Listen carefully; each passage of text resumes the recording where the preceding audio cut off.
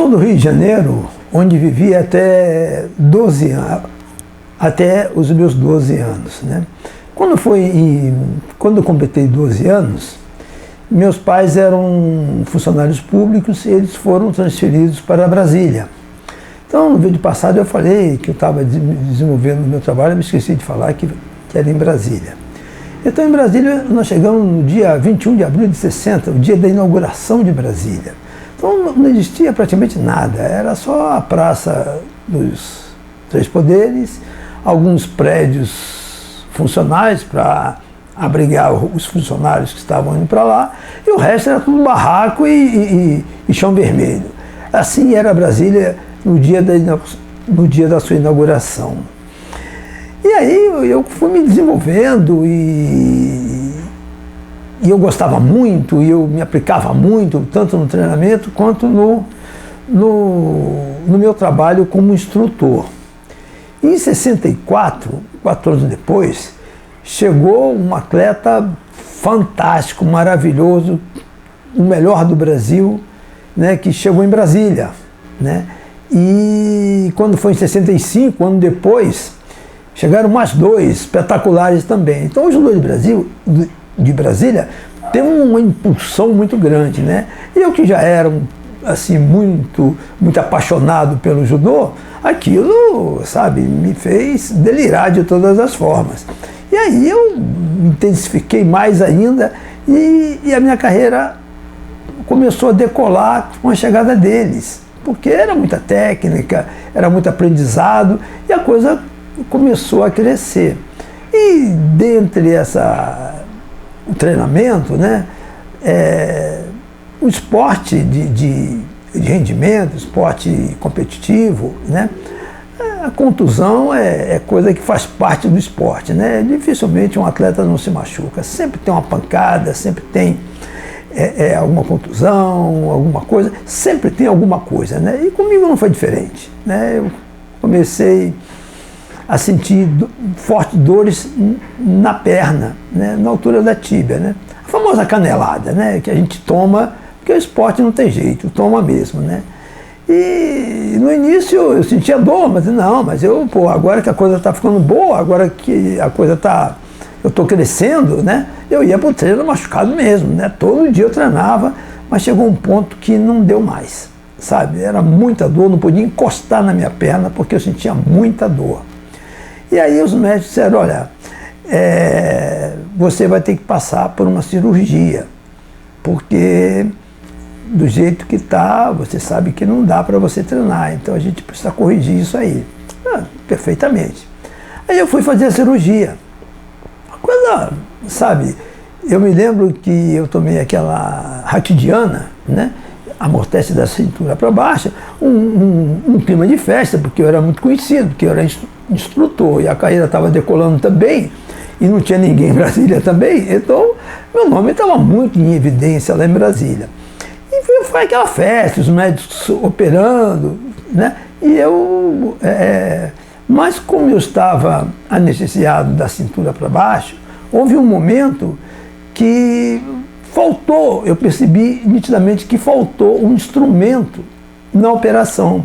E um dos médicos pediu que fossem buscar esse instrumento em outro lugar, não sei onde, né?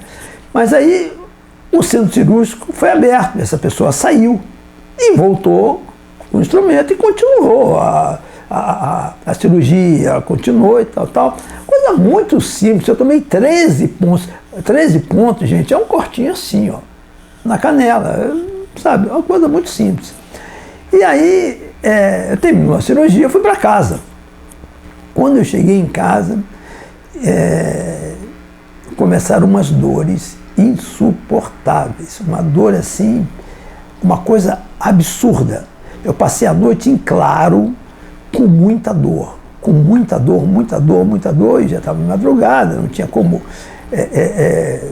fazer alguma coisa, né? E eu sei que eu amanheci, né, não dormi à noite, não preguei o olho, muita dor, e quando chegou de manhã, eu estava com febre, e o meu pé estava roxo. A minha mãe ligou para o hospital por volta de umas 7 horas da manhã. E aí ela foi informada que, isso aí foi, os médicos às vezes deixam os vasinhos abertos, não sei o que lá, a senhora faz uma compressa no pé dele e dá um analgésico para ele que isso vai passar. E assim a minha mãe fez. Quando foi 10 horas da manhã, minha mãe ligou de novo. Disse, olha, o negócio é o seguinte, a febre está aumentando, o pé dele está ficando mais roxo e as dores estão insuportáveis. Aí eu disse, olha, o médico vai estar aqui 6 horas da tarde. Aí eu aguentei até 6 horas da tarde para ir para o hospital. Quando eu cheguei no hospital, mais uma vez, eu tomei raquidiana, mas não sei o que aconteceu, porque eu não fiquei, eu devo ter apagado, né? Porque eu passei a noite em claro, então eu não sei o que aconteceu. Mas aí, quando foi de manhã, eu acordei e senti uma coisa estranha assim, uma leveza, eu não sei explicar bem o que era, sabe? Mas eu senti uma leveza. E tinha uma enfermeira segurando minha mão, né? E a enfermeira, eu perguntei para ela, enfermeira, eu estou sentindo uma leveza, uma coisa assim e tal. Ela olhou para mim, ela entrou em desespero. Ela gritava, ela chorava, mas compulsivamente, largou minha mão e saiu porta fora. Aí entrou uma outra enfermeira, né? Eu mal falei com ela, olha, a tua amiga abriu a boca também, mas chorou, saiu. Eu ainda estava na mesa cirúrgica. Aí o médico chegou, sentou do meu lado assim, na mesa cirúrgica, e me lembro muito bem que ele apoiou a mão no meu braço, assim, né? Aí ele falou assim, olha, Paulo, você chegou aqui muito mal mesmo, tá? E para salvar sua vida, eu tive que amputar a sua perna. Eu falei, o quê? Aí pronto, aí acabou, né? Aí o desespero, uma coisa assim, indescritível, sabe? Eu não sei o que eu fiz, eu sei que deu um desespero, não sei mais onde eu estava, mas uma coisa assim, porque foi uma coisa assim de sopetão, né? Poxa, um atleta, eu estava com 19 anos, sabe, assim, no auge de tudo, né?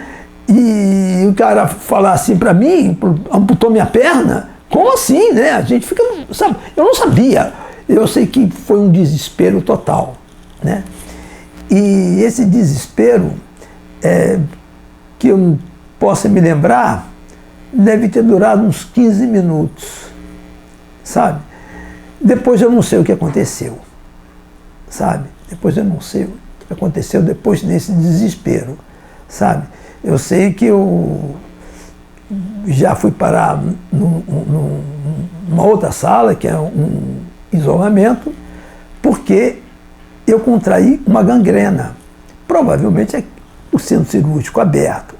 Ou o centro entrou alguma bactéria, ou o instrumento que foi trazido não estava devidamente esterilizado.